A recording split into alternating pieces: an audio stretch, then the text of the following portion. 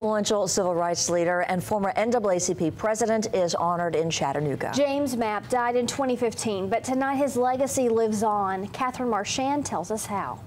The ceremony to honor late civil rights activist James R Mapp wasn't supposed to be held inside, but the backup location was fitting. Even though the weather's a little off and we can't have it outside like we had planned, if we're going to have it a second place, I think the NAACP, everybody would agree, is the right place to have it. Mapp joined the NAACP in the 1940s. He went on to lead the local, state, and regional branches. Current Chattanooga chapter president Dr. ELENORA Woods says Mapp was tireless in his efforts for equality. He meant everything to us. We could always go to him and say, Mr. Mapp, what do we do? And he would always have a profound, wise, educated answer.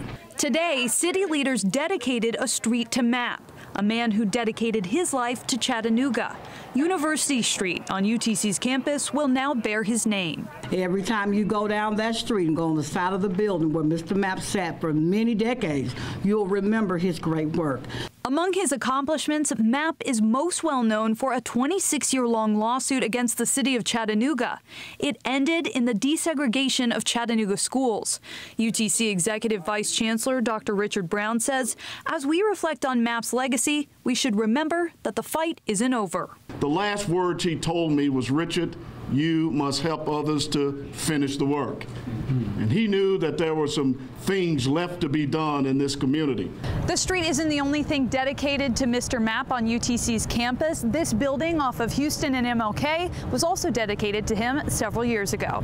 In Chattanooga, KATHERINE Marchand, News Channel 9. Mapp's home was bombed, and he faced a number of death threats over the course of his life, but he never stopped advocating for justice.